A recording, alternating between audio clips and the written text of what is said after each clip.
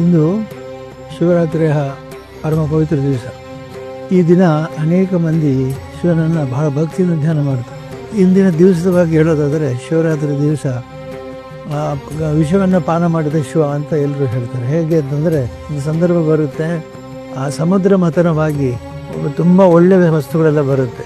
ಐರಾವತ ಮತ್ತು ಅಮೃತ ಮತ್ತೆಲ್ಲ ವಸ್ತು, ಅದನ್ನೆಲ್ಲ ತೆಗೆದುಕೊಳ್ಳಿಕ್ಕೆ ಮುಂದೆ ನಾ ಮುಂದೆ ಅಂತ ಎಲ್ಲರೂ ಬರ್ತಾರೆ. ಆದರೆ ವಿಷ ಬಂದಾಗ, ಹಲಾಹಲ ವಿಷ ಬಂದಾಗ ಯಾರೂ ಅವರ ಹತ್ತಿರ ಬರೋದಿಲ್ಲ. ಎಲ್ಲರೂ ಹೇಳಿದರೆ ನಮಗೆ ಬೇಡ ನಮಗೆ ಬೇಡ ನಮಗೆ ಬೇಡ ಅಂತ.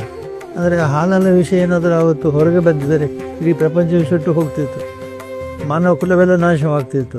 ಆವಾಗ ಶಿವ ವಿಷವನ್ನು ಸೇವನೆ ಮಾಡಿದ, ಜನರ ದುಃಖಗಳನ್ನೆಲ್ಲ ಸ್ವೀಕರಿಸಿದ, ಜನರ ಎಲ್ಲ ಪಾಪಗಳನ್ನು ಸ್ವೀಕರಿಸಿದ ಮಾತಿನಂತೆ ಎಲ್ಲವನ್ನು ತಾನೇ ವಿಷಯವನ್ನು ಸ್ವೀಕಾರ ಮಾಡಿ ಪಾನ ಮಾಡ್ತಾನೆ. ಇದರಲ್ಲಿ ಏನು ನಮಗೆ ಸಂದೇಶ ಬರುತ್ತೆ ಅಂತಂದರೆ, ಸುಖಕ್ಕೆ ಎಲ್ಲರೂ ಇದ್ದಾರೆ, ಆದರೆ ಕಷ್ಟಕ್ಕೆ ಯಾರೂ ಇಲ್ಲ. ಸುಖ ಬಂದಾಗ ತನಗೆ ಬೇಕು ಅಂತ ಹೇಳಿ ಕೈ ಹಿಡಿದು ಬಿಡ್ತಾರೆ. ಆದರೆ ಸಮಸ್ಯೆಗಳು, ಕಷ್ಟಗಳು, ತಾಪತ್ರಯಗಳು ಬಂದಾಗ ನಮಗೆ ಬೇಡ ಯಾರಾದರೂ ಅದನ್ನು ಪರಿಹಾರ ಮಾಡಿಕೊಳ್ಳಿ ಅಂತ ಹೇಳ್ತಾರೆ. ಇದು ಲೋಕದ ಸತ್ಯ. ಈ ದಿವಸ ನಾವು ಎಲ್ಲರೂ ಕೂಡ ಭಗವಂತನಲ್ಲಿ ಪ್ರಾರ್ಥಿಸುವ ಉದ್ದೇಶ ನಮ್ಮೆಲ್ಲ ಕಷ್ಟಗಳನ್ನು ನೀನು ಸ್ವೀಕಾರ ಮಾಡಿಕೊ, ನಮಗೆ ಸುಖವನ್ನು ಕೊಡು ಅಂತೇಳಿ. ಇಲ್ಲಿಗೆ ಬಹಳ ಜನ ಪಾದಯಾತ್ರೆಯಲ್ಲಿ ಬರ್ತಾರೆ. ಅವರೆಲ್ಲ ಬಂದಾಗ ಬಹಳ ಕಷ್ಟಪಟ್ಟು ಪಾದಯಾತ್ರೆಯಲ್ಲಿ ಬರ್ತಾರೆ. ಕೈ ಹಿಡ್ಕೊಂಡು ಮತ್ತು ಗಾಯ ಮಾಡಿಕೊಂಡು ನಾನಾ ರೀತಿ ನೋವು ಮಾಡಿಕೊಂಡು ಬರ್ತಾರೆ. ಬಹಳ ಮುಖ್ಯವಾದ ವಿಷಯ ಏನಂತಂದರೆ, ಅವರೆಲ್ಲರೂ ಕೂಡ ಹೇಳೋದು ಒಂದೇ, ನಮ್ಮ ಕಷ್ಟಗಳೆಲ್ಲ ದೂರ ಮಾಡು ಸ್ವಾಮಿ ಮಂಜುನಾಥ, ಎಲ್ಲ ನಮ್ಮ ಅನಿಷ್ಟಗಳನ್ನು ದೂರ ಮಾಡು ಅಂತ ಹೇಳ್ತಾರೆ. ಶರಣಾಗತಿಯೇ ದೊಡ್ಡ ಶಕ್ತಿ.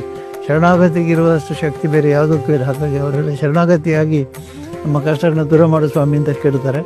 ನಾನು ಎಲ್ಲರಿಗೂ ಇಷ್ಟ ಹೇಳೋದು, ನಿಮ್ಮ ಮನೆ ದೇವರು, ಇಷ್ಟ ದೇವತೆ ಮತ್ತು ಶ್ರೀ ಮಂಜುನಾಥ ಸ್ವಾಮಿ ಪ್ರಾರ್ಥಿಸಿಕೊಳ್ಳಿ. ಎಲ್ಲ ಕಷ್ಟಗಳು ದೂರ ಆಗಲಿ, ನಿಮಗೆಲ್ಲ ಸಮಸ್ಯೆಗಳು ಈ ವರ್ಷ ದೂರ ಆಗಲಿ. ಎಲ್ಲ ಹಳೆ ಪಾಪಗಳು ಒಮ್ಮೆಗೆ ತೊಳೆದು ಹೋಗಲಿ. ಹೊಸ ಪಾಪ ಕಟ್ಟಿಕೊಡಬೇಡಿ. ಹಳೆ ಪಾಪವನ್ನು ತೊಳೆಯುವುದು ಅಂತಂದರೆ ಹೊಸ ಪಾಪವನ್ನು ಕಟ್ಟಿಕೊಡಬಹುದು ಅಂತ ಹೇಳಲ್ಲ. ಅದು ಅಕಸ್ಮಾತಾಗಿ ನಮ್ಮ ನಡೆ ನುಡಿ ಅಥವಾ ಬೇರೆ ಯಾವುದೇ ವ್ಯವಹಾರದಿಂದ ಬಂದರೆ ಕ್ಷಮಿಸಪ್ಪ ಸ್ವಾಮಿ ಅಂತೇಳಿ ಪ್ರಾರ್ಥನೆ ಮಾಡಿಕೊಡ್ಬೇಕು. ಇದು ನಾನು ಈ ದಿವಸ ಸಂದೇಶ ಕೊಡ್ತಾ ಇದ್ದೇನೆ. ದೋಷಗಳನ್ನು ಸಂಗ್ರಹ ಮಾಡಬೇಕು, ದೋಷಗಳನ್ನು ಬಿಟ್ಟು ಬಿಡುವುದೇ ಈ ದಿವಸದ ಸಂದೇಶ ಅಂತೇಳಿ ಎಲ್ಲಿಗೂ ಶಿವರಾತ್ರಿಯ ಶುಭವನ್ನು ಹಾರೈಸಿ.